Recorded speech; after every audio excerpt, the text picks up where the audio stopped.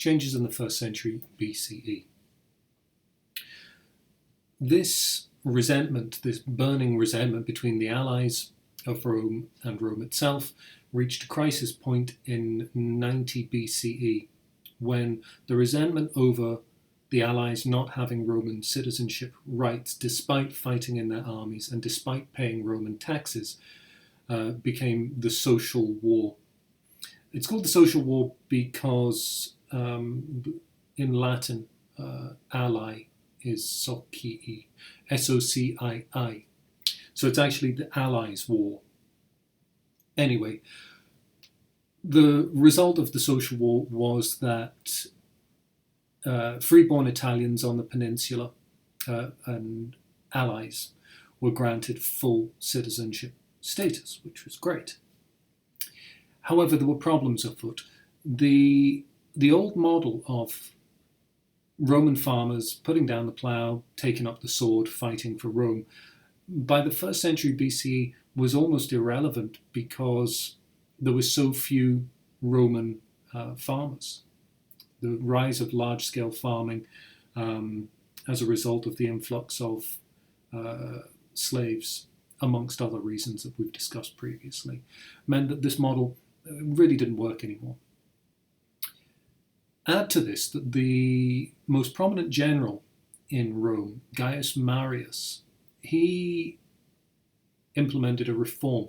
He created the first professional standing army in Rome.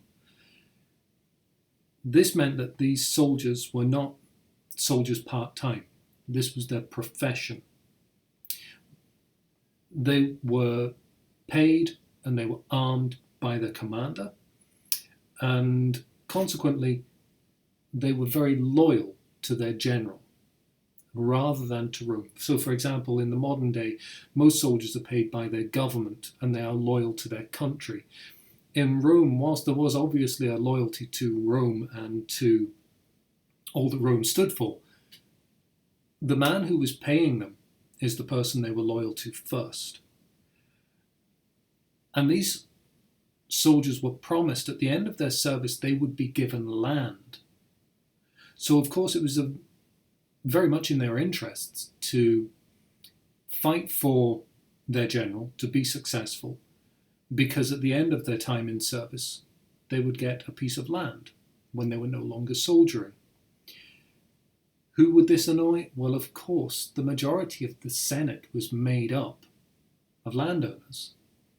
And if Rome was going to somehow magic up some land to give to Marius's veterans, it was going to come from the landowners. So they were quite hostile to Marius's reforms. And this is the start of a tension between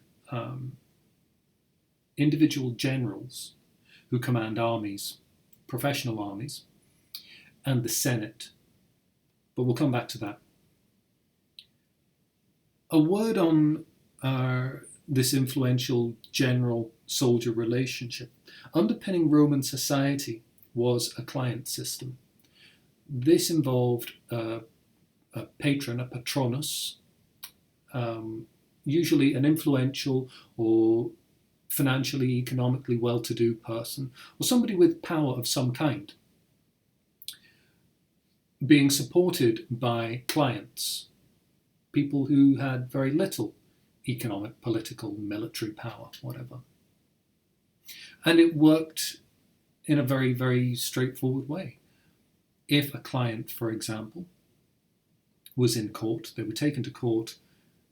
In the ancient world, as in the modern world, hiring a lawyer is expensive. Most poor people couldn't afford one. So what would happen is the client might make an appeal to their patron, and the patron would come up with the money to pay for a lawyer. Or maybe the client had fallen on hard times, and the patron would provide them with some money.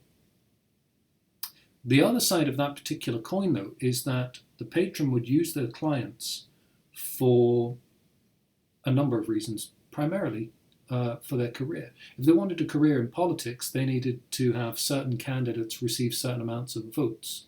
And if a patron commanded 5,000 clients and all of those clients had an obligation to their patron, you could swing an election reasonably easily. But if you bear in mind that the majority of senators would have had a group of clients supporting them, you can see how that becomes a complex web when it comes to Roman politics. Anyway, the reason I raise it here is because a lot of generals, when they came back from campaign, say they were governors of a province, when they returned to Rome, they would enter political life and their soldiers would become the clients. And this is how great military leaders had a great deal of power in Rome, even when they were not soldiering. Here's the skinny for you. Please take more notes than is necessary. And if you have any questions, see me in class or don't.